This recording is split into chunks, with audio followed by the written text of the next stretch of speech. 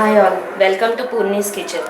ఈరోజు మనము పోహా బ్రేక్ఫాస్ట్కి ఈ పాట్లో ఎలా చేయాలో చూద్దాము. దీనికి కావాల్సినది మీడియం సైజ్డ్ పోహా. చూడండి, ఇలా ఉంటుంది.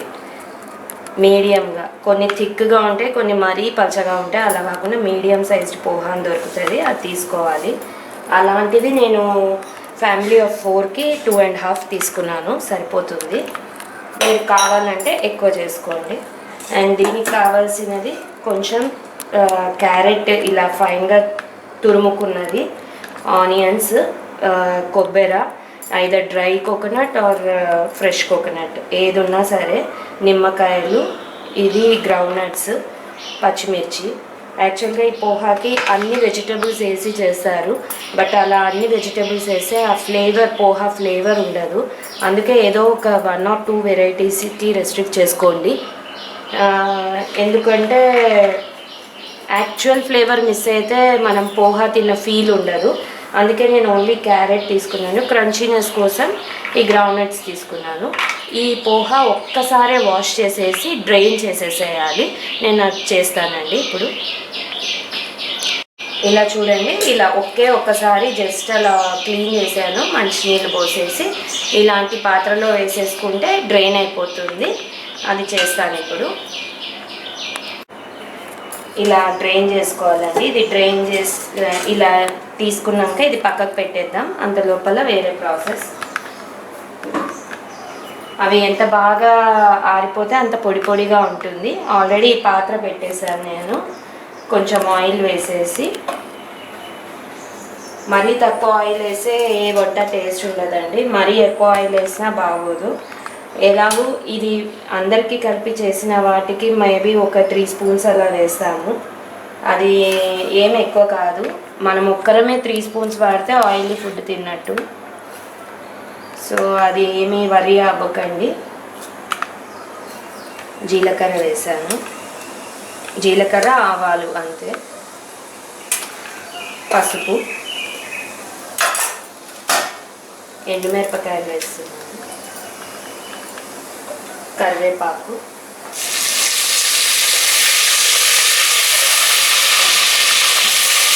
ఇప్పుడు ఫస్ట్ ఇవి వేరుశనగ పప్పు వేయాలి, గ్రౌండ్ నట్స్. ఇవి కొంచెం రోస్ట్ అయిన తర్వాత ఆనియన్స్ వేయాలి.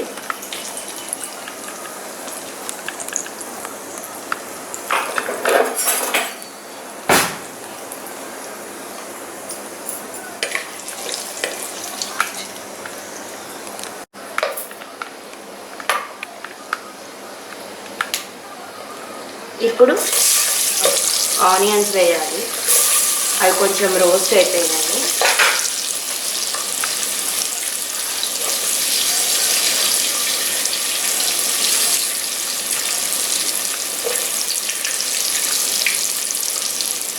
క్యారెట్ ఎలాగూ చాలా సన్నగా తరుక్కున్నాం కదా, కొంచెము ఇవి ఆనియన్స్ మెత్తగైనాక లాస్ట్లో అది వేసేద్దాము. లైట్గా ఉప్పు వేస్తున్నాను, ఆనియన్స్ బాగా మెత్తగా అవ్వడానికి.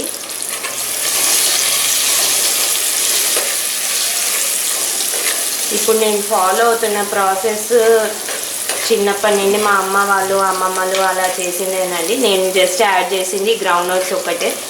మా ఆఫీస్ క్యాంటీన్లో ఒకసారి తిన్నప్పుడు గ్రౌండ్ నట్స్ వేసింది, చాలా బాగా అనిపించి గ్రౌండ్ నట్స్ మాత్రం యాడ్ చేస్తున్నాను. మిగతా ప్రాసెస్ ఈ కొబ్బరి, పచ్చిమిర్చి ఇవన్నీ వాళ్ళు వాడినవే. ఇప్పుడు మనం ఈ మసాలా చేసుకున్నాం. మసాలా కాదు, కొబ్బరి పొడి లాగా. పచ్చి కొబ్బరి యాక్చువల్గా చాలామంది కొలెస్ట్రాల్ అది అనుకుంటారండి, అలా ఏం కాదు. It's a rich source of vitamin E, natural vitamin E దొరుకుతుంది. హెయిర్కి, స్కిన్కి చాలా మంచిది. రోజు ఇప్పుడు ఇంత క్వాంటిటీ మనం అందరికీ కలిపి వాడుతున్నాము అంటే మేబీ మనం తినేది ఒక 2-3 స్లైసెస్. దానివల్ల మన కొలెస్ట్రాల్ ఏం పెరగదు. అంతగా మరీ డౌట్ ఉన్న వాళ్ళు స్కిప్ చేసేసుకోండి. పచ్చిమిర్చి అస్సలు కారం లేదండి, అందుకే చాలా ఎక్కువ తీసుకున్నాను నేను. సరే, ఇది గ్రైండ్ చేసేద్దాం ఉప్పు వేసేసి.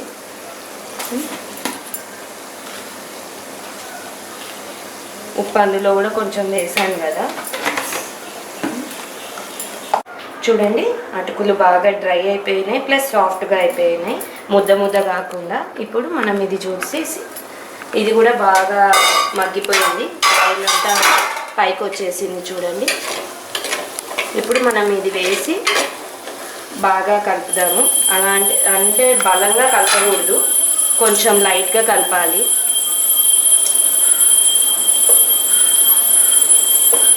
ఎక్కువ బలం వేసి కలిపామంటే అంతా ముద్ద ముద్ద అయిపోతుంది. ఇలా లైట్గా లైట్ ప్రెషర్తో కలిపేసేయాలి. ఇలా కొంచెం కలిపిన తర్వాత మళ్ళీ కొంచెం వేయాలి, లేదా అంత కిందనే ఉంటుంది, మనం ఎక్కువ కలపాల్సి వస్తుంది. అప్పుడు మ్యాష్ అయిపోతాయి అటుకులు అంతా పొడి పొడిగా.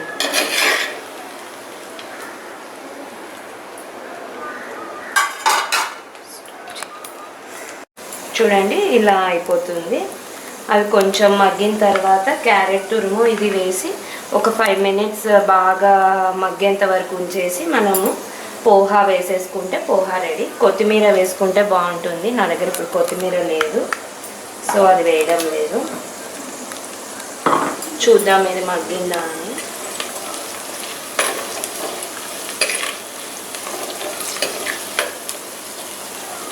ఓకే అండి, ఇప్పుడు వేస్తే ఇంకా దీంట్లో పాటు మళ్ళీ కొంచెం కుక్ అవుతుంది కదా, వేసేద్దాము.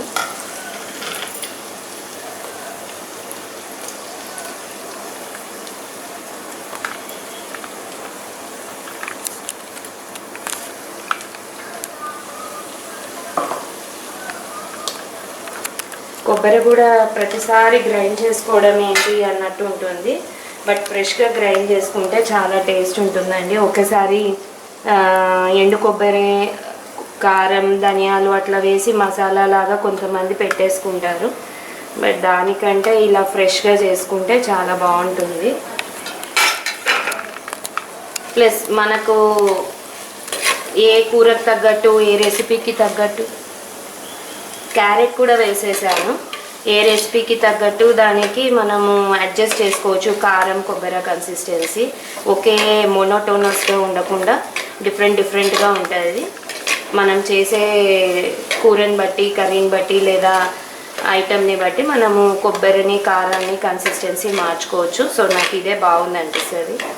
మనకి ఎలాగో ఇప్పుడు మిక్సీలు ఉన్నాయి కదా, అప్పుడు అంటే రోట్లో దంచుకోవాలి, సో ముందే చేసి పెట్టుకోవాలి.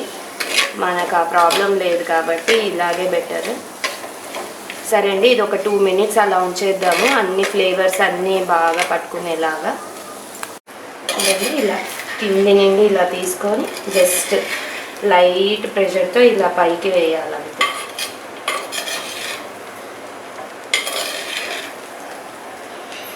ఈ పోహా అటుకుల షేప్ పోకుండా పొడి పొడిగా రావాలి అంటే ఓపిక్గా స్లోగా ఇలా తిప్పాలి. మట్టి పాత్ర కాబట్టి ఇంకా చాలా టేస్టీగా ఉంటుందండి ఇది.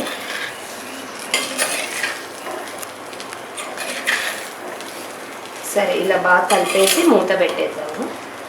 కొంచెం నిమ్మరసం పిండాలి. నిమ్మరసం వేద్దాము. ఇవి కొంచెం చిన్నగా ఉన్నాయి కాబట్టి నేను 2 నిమ్మకాయలు తీసుకున్నాను. ఒక పాట్లో ఇది వేసేసి కలిపి మళ్ళీ ఇంకో పాట్లో వేస్తే అప్పుడు ఈవెన్గా స్ప్రెడ్ అవుతుంది, ఎక్కువ కలపక్కర్ లేకుండా. ఇప్పుడు ఒకసారి కింది నుండి పైకి ఫ్లిప్ చేసుకుందాం.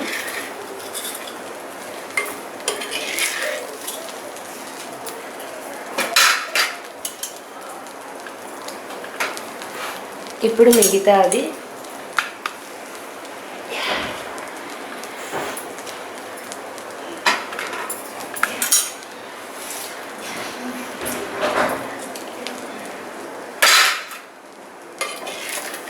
ఇలా బాగా కలిపేసి ఒక 2 మినిట్స్ సిమ్ చేసి పెట్టేద్దాము. తర్వాత ఆఫ్ చేసేయచ్చు. ఇంకొక 5 మినిట్స్ తర్వాత తింటే బాగుంటుందండి.